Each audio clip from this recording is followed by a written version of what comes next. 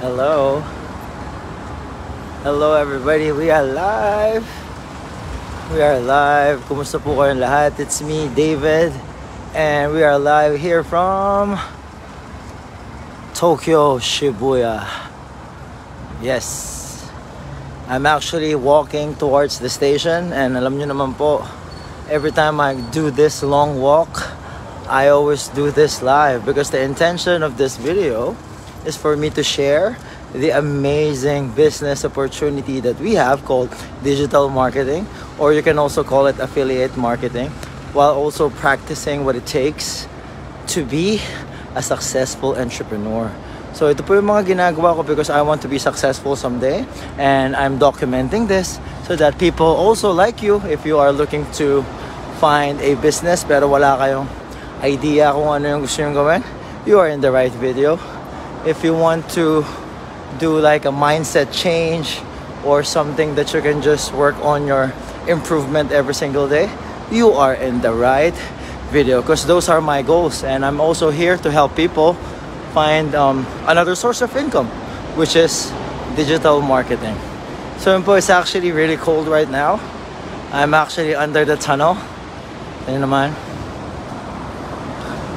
And the topic that I'm going to discuss today is probably one of the most important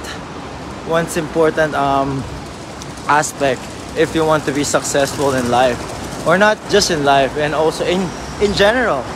If you want to be successful in business, if you want to be successful in life, if you want to achieve something, if you actually want to have something, you need to have this. And what am I talking right now? It's called mindset. Mindset. I'm a really big believer of mindset because before, just a quick story po. Before, I wasn't in a really good mindset.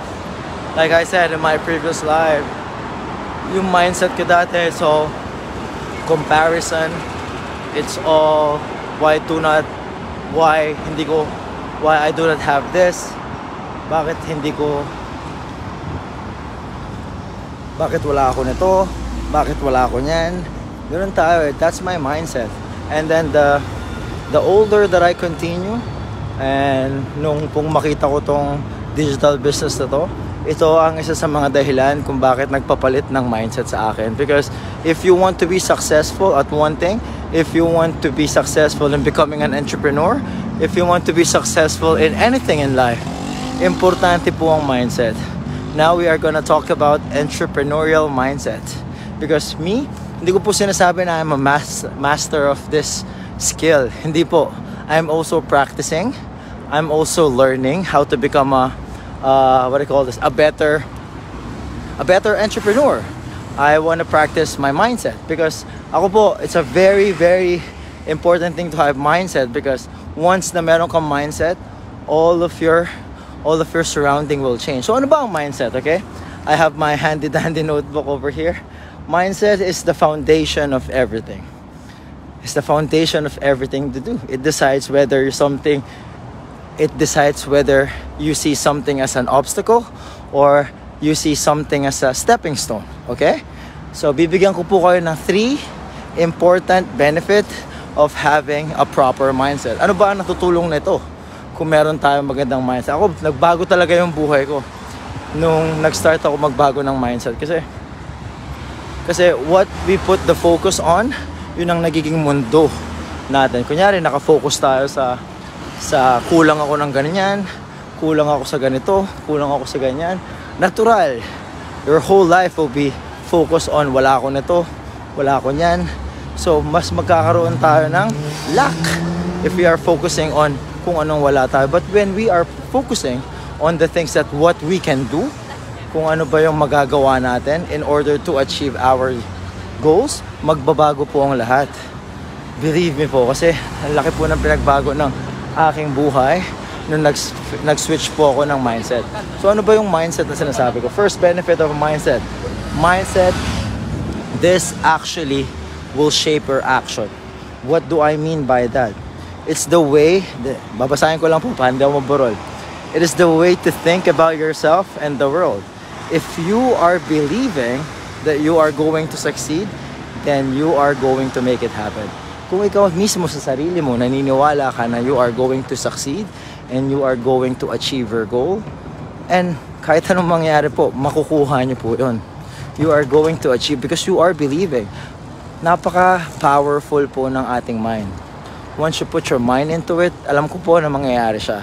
That's right. The reason why I'm doing this because I know one day everything will click, everything will happen, and everything will all take place. So yun po, that's the first benefit. It will shape your action. And pangalawa, ito talagang totoo to. It will handle challenges. Diba? Basahin ko lang po para hindi ako mabulol, okay? It will help in challenges. Both in entrepreneurship and in personal growth, challenges are unavoidable. Hindi po natin may iwasan magkaroon ng pagkakamali. Hindi po natin may iwasan na magkaroon ng konting problema or ng malaking problema, maliit na problema. But if you have the proper mindset, if you really believe na malalampasan mo ito, or if you really believe na all of the challenges na nangyayari sa iyo is a requirement to be successful, then yung challenges is just a requirement and for you to become successful. Ganun po ako ngayon, alam ko na mahirap talaga na makamit ang mga pangarap, lalong-lalo na po if we have big dreams. But if you have the proper mindset, you will get there. I'm a really big believer of that. Alam ko po na in order to be successful in life, you are going to really experience a lot of ups and downs. You are going to really magkakaroon ka talaga ng maraming pagsubok.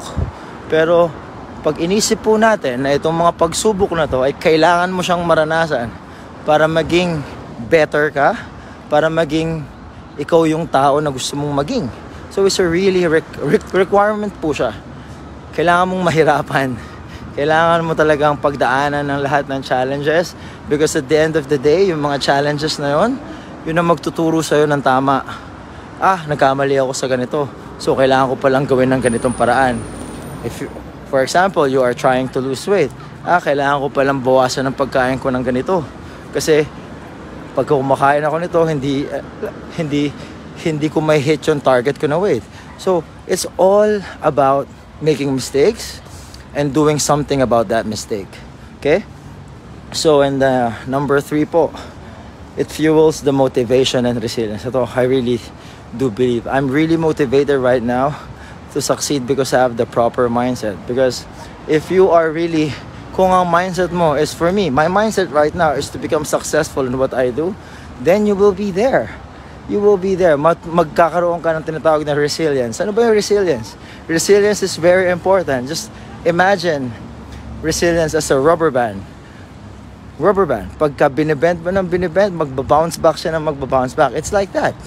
If you are making mistakes, if you are experiencing challenges, and resilience is all about your ability to bounce back on those challenges. Ano ba ang mga dahilan para bumangon ka? You gotta check your why. Why are you doing this? Like I said yesterday, I'm doing this for my family. If you have a compelling reason and compelling why kung bakit gusto mo mag-succeed, you will get there.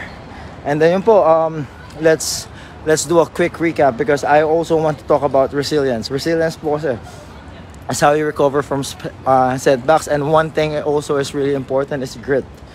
Grit is like yung tiyaga.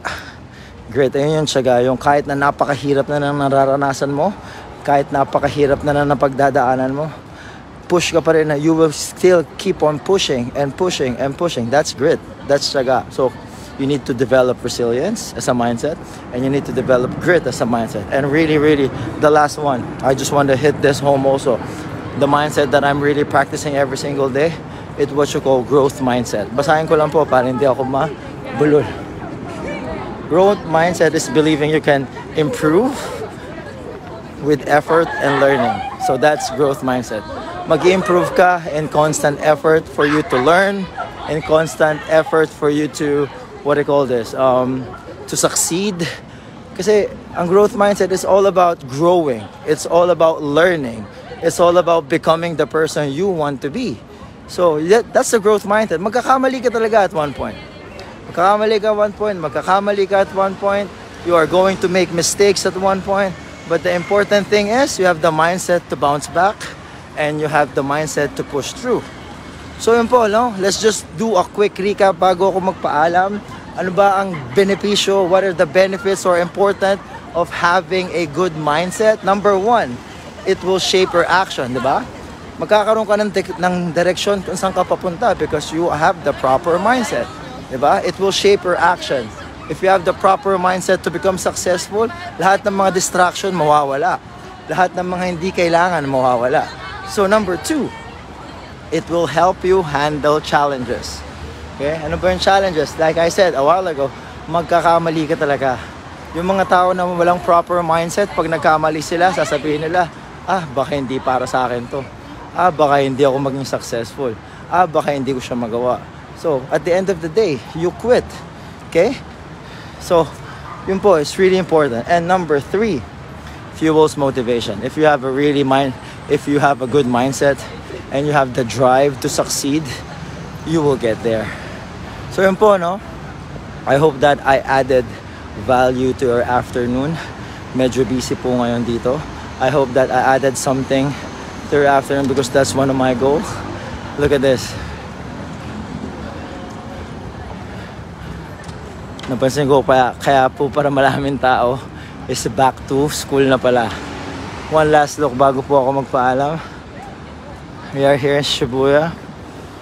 Yun po. So I hope that I added value. The intention of this video is for me to share this amazing business opportunity that we have while also learning and practicing what it takes to become a successful entrepreneur. So I hope that I added value. I hope na nakatulong po ako sa inyo sa kahit anong paraan. Yun lang naman po ang goal ko is to help people like you to succeed because that's one of my goals.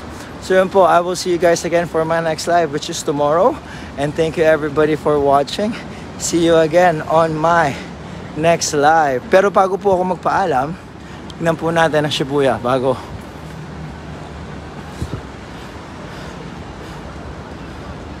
Daming tao po. Doon po yung aking train. Sige po, maraming salamat. I'll see you guys again tomorrow. Peace. Thank you.